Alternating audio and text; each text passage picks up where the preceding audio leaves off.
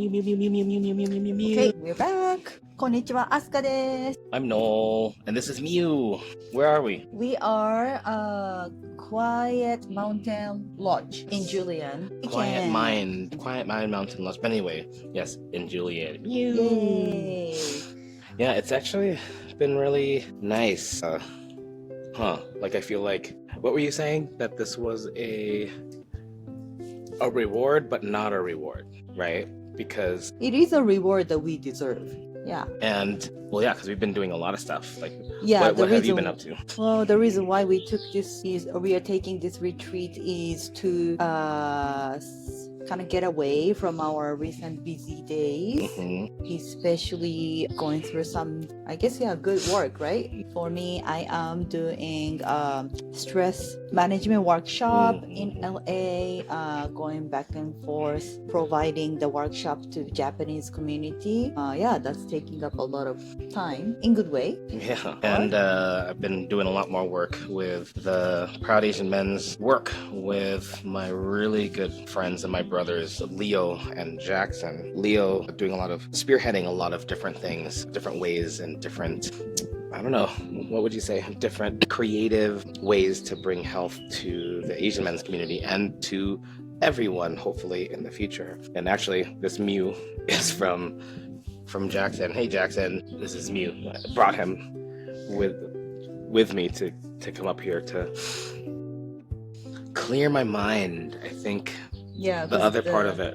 Because the event was on the end of March. Now we are in the middle of April. And that's crazy. Even between then, I guess so many things we're still figuring out or sorting out. And I think it seems like you didn't have enough time to just completely, I guess, disconnect yourself from the busy mind. Well, I mean, there is so much to process anyway. I'm still processing now, and I don't know. I feel like there needs to be a stillness in that process, which is great that this is happening right now because I mean we're right next to a lake, and then there's just a mountain over there, just filled with trees, and it's just really quiet here, and really, what is it? A place where we could just disconnect. I think it's really important. Disconnect so that we can connect to ourselves and to each other, and I think to celebrate what we've accomplished, I guess. Yeah, I think we are more intentional and mindful of active resting. Yeah. And I think that's the other point where I'm saying, like, resting isn't the thing to work toward. Resting is mandatory, right? It shouldn't be as a byproduct of hard work. It's more than that. Yeah. And for us, I guess we've been talking about stress cycle, right? Whenever concept of stress cycle and completing the stress cycle is the way how we finally able to, I guess, fully manage our stress and right? But when we feel stressed out, then towards something, the peak of the stress, we are kind of mentally, emotionally working toward it to finally finish the stressful things, whatever it's situation or work and life, anything, and finally coming out of the stressful moment, our mind feels like, okay, this is it, I can finally rest. But actually our mental state is sometimes continues to process the stress. And I think it is important to somehow close that gap of the stress cycle, so that finally our mind and body can understand, okay, I'm finally out of the cycle, I can finally fully rest and relax. And so I think for us, maybe this mini vacation is that phase to close the stress cycle. Well, then in general, I guess my question would be, for you personally, what was your stress cycle completion? What did that look like? In general? Yeah. For me, moving body, not heavily, but I like walking in general. I realized that kind of just walking and then moving body lightly that way refreshes my mind. So, and especially walking is bilateral movement, so that's known for good for grounding ourselves. So for me, that has been helping me whenever I am tired or stressed out. At least going outside, get some fresh air, get some walk helps me to feel lighter again. Yeah, because you started doing yoga. But yeah, I love yoga. Again, basic beginner kind of slow body movement. But yeah, definitely that really helps me to, I guess, ground myself. Yeah. And Okay. what's yours? Well, I mean, been doing a little bit more conscious working out, I would say. I don't know. I think because of all the stuff that's been happening, everything's kind of new. So I don't know. I haven't really gone through this stuff. I mean, I think one of the major things that happened was receiving a lot. I think I'm used to a place where I'm always giving of myself, and then to be in a space where not only does that happen, but then someone or multiple individuals give me their energy or give me their intentions or give, then I feel like, I'm not used to that in concentration. So for me, that was overwhelming. That was healing. It was important, also really foreign to me. To receive, just to receive, right? And so I think my stress cycle was just an emotional roller coaster. I think it was weird because of, I think, crying and tears were involved, but it wasn't associated with sadness. It was just associated with processing. And you're referring to the after workshop experience. Right. So yeah, but then, and then I think afterward though too, an interesting byproduct of all that was anger. Yeah, I thought. Actually, before going to, do you mind explaining a little bit to the audience what the Taiko workshop was really about? Well, it was using.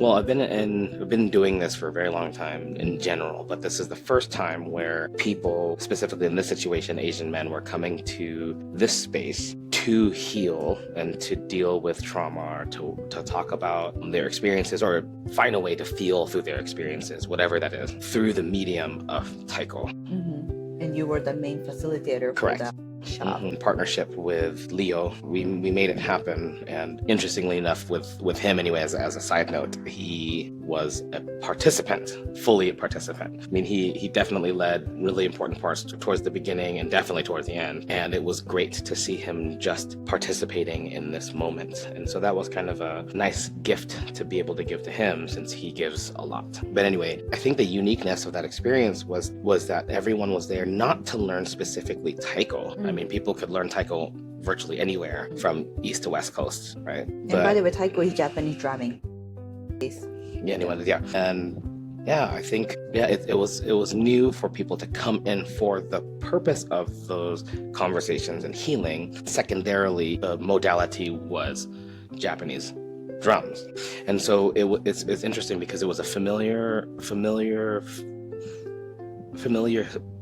field, very new. Everything was new that day, and so you were preparing a lot for it. And Jackson was telling me that day was the first day of the newness of me. And so I think that's what it was. And so it was, I agree in the sense that it was new because I've never been in that situation where people were there solely to reconnect or connect or to heal or to get past or process through emotional or traumatic things in their life through this medium. Usually it is they come to me so that they can learn Taiko, and then in that process they become emotional or they become aware. Yes, it was never, for the first time, it was the other way around. Yeah, that was new. Everything was new. And this was your first official facilitation of mental health related workshop, and that was a big deal for you because you have been wanting that space for years and years and years. And finally it did happen. So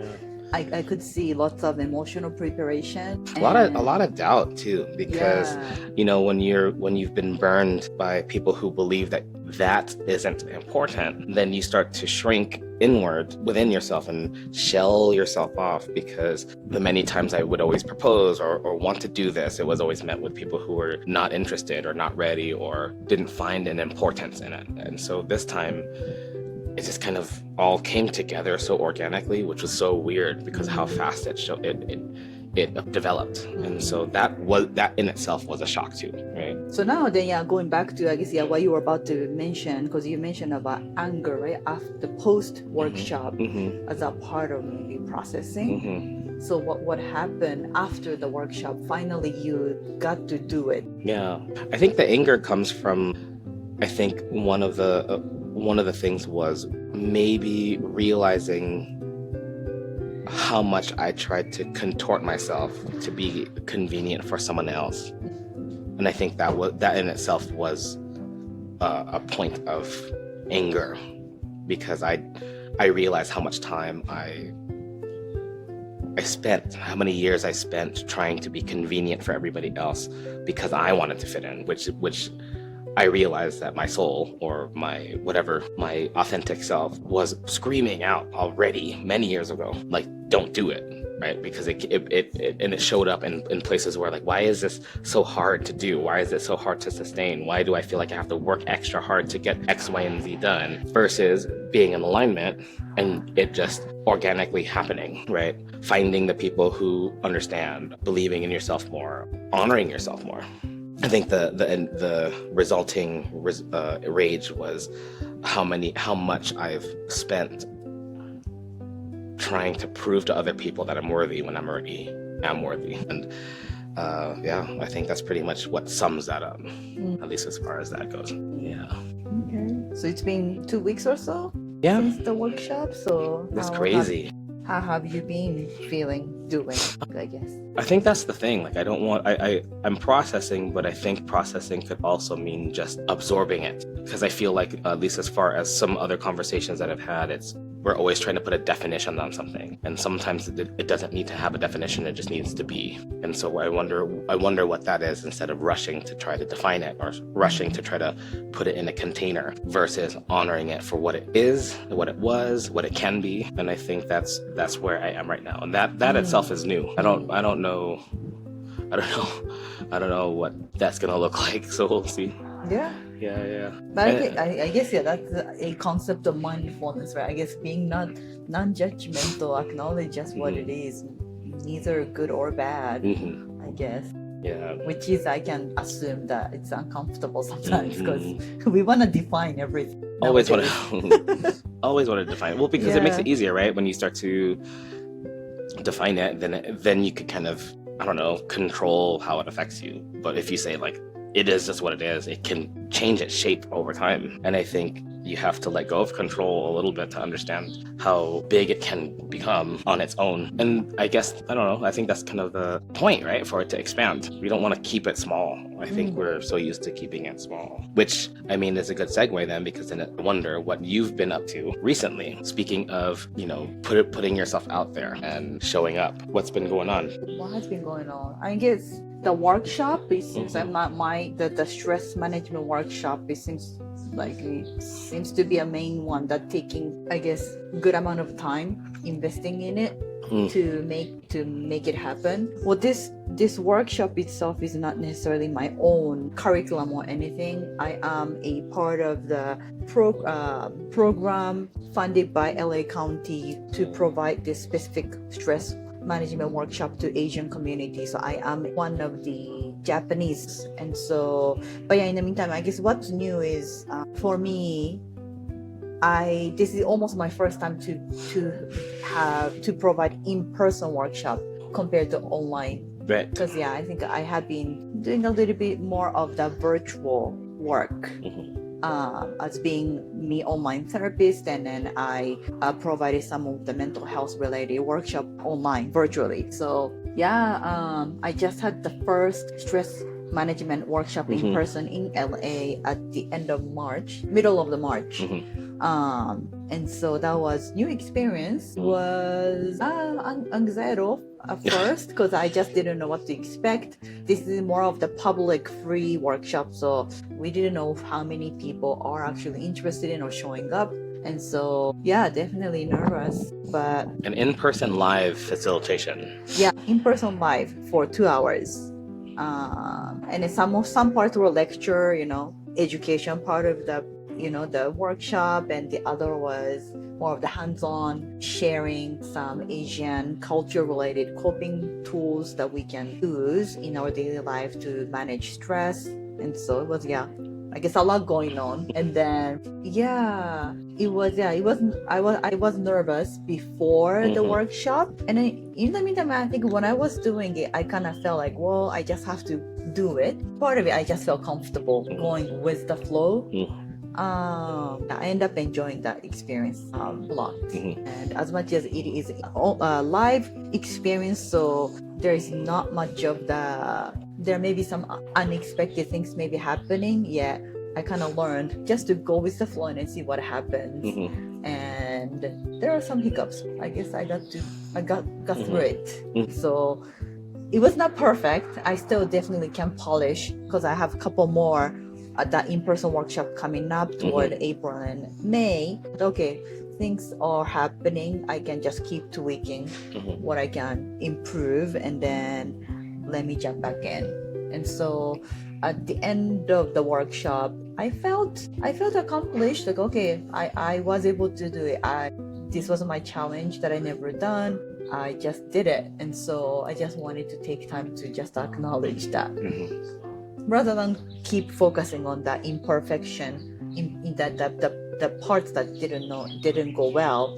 I'm trying to practice to focus more on that what went well.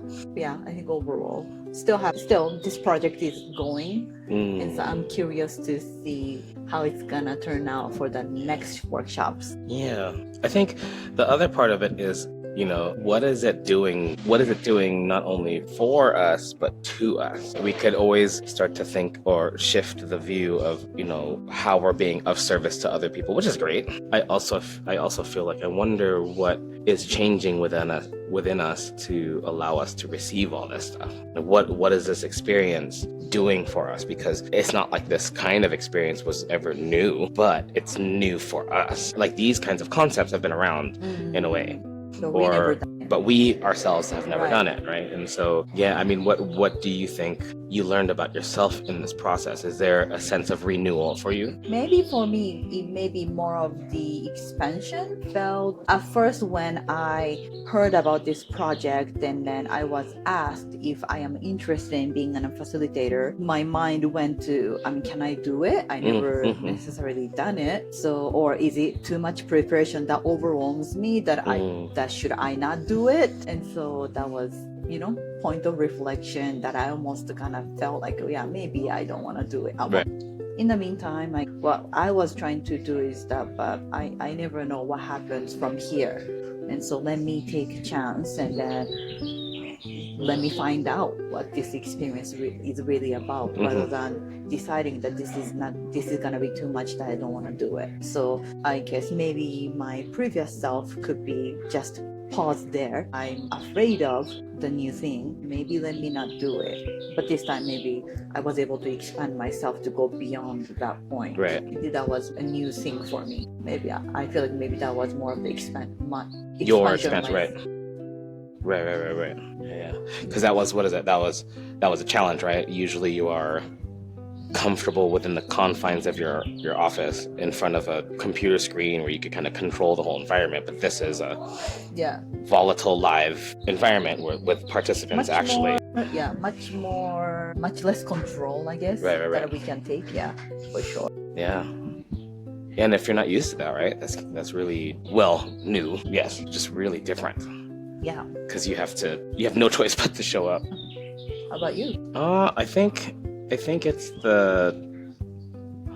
what reality used to be, what I thought it needed to be. And it sounds very sounds very nuanced and abstract, but it's like there's so much pressure about what you can conceive it looking like, because you've maybe dreamed about it for so long, or you've put it in, what is it called, into a trajectory that it just seems like it is conceptual only.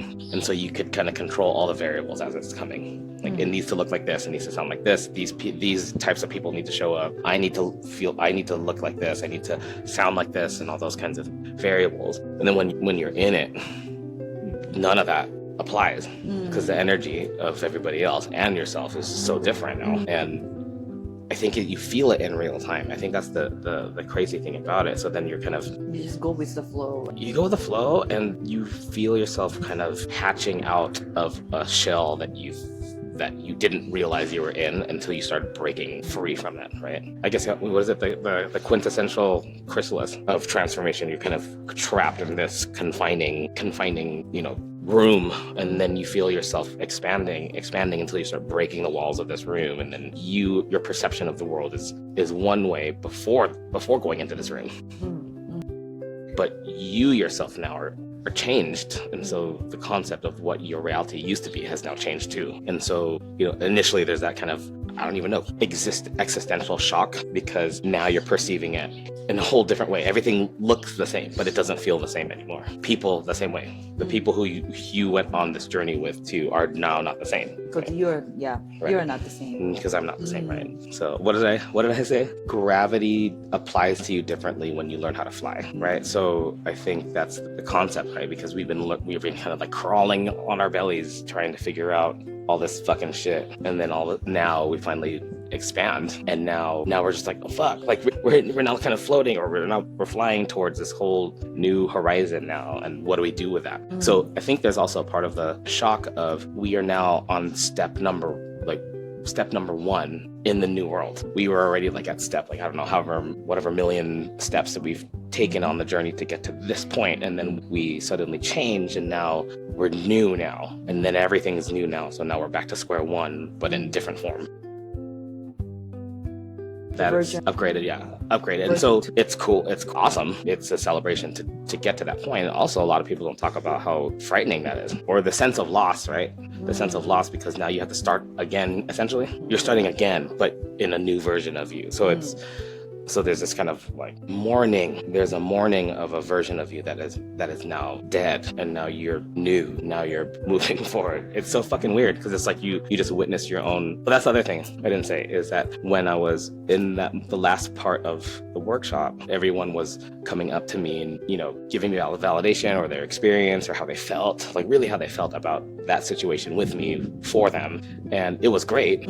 I received it all. And then the thing that was really on my mind was, wow, it feels like I'm at my own funeral, right? Like, if you were to replace me with a coffin, and them saying what they were saying in that moment of affirmation, or breaking points, or discovery, or evolution, or whatever, and saying like, thank you that you helped me get through this, or I'm glad I went through this experience with you, like that, the words that they gave were really beautiful and loving, and also really, in a way, kind of morbid, because those are the same things you also say to someone who just passed away at a memorial service. So it was a weird duality. Very symbolic. Symbolic, right? Yeah. Wow. So congratulations to a new version of you. Yes, you too. Yay. So yeah, I guess that's what we've been up to. Mm-hmm. That's why, we're just resting here all day. Yeah, I guess acknowledge the accomplishment, and also just allowing us to just rest. Yeah, so then we can rejuvenate and then or just reconnect, disconnect and reconnect. Walk from here. Yeah. Like, I mean, even still doing this right now is still strangely foreign to me. So but we're already doing We're doing it and honoring that space of the renewal. Like, I'm learning over time. So maybe when I look back after, if, whatever this is, looking back to see how this looks like in the humble beginnings of things, how do I reflect on that? Maybe that could be an interesting conversation later. Okay. Like, after all of this, years from now or whatever, we revisit these moments and then say like, oh, who are we now? Yeah. Well, thank you for watching. And Mew is with us. Mew, thanks for Mew being here present. Yeah, hope you also enjoyed the beautiful view of mountain. Do you want to show them the view? Yeah, that's what we're looking at right now. Okay. Thank you. See you all later.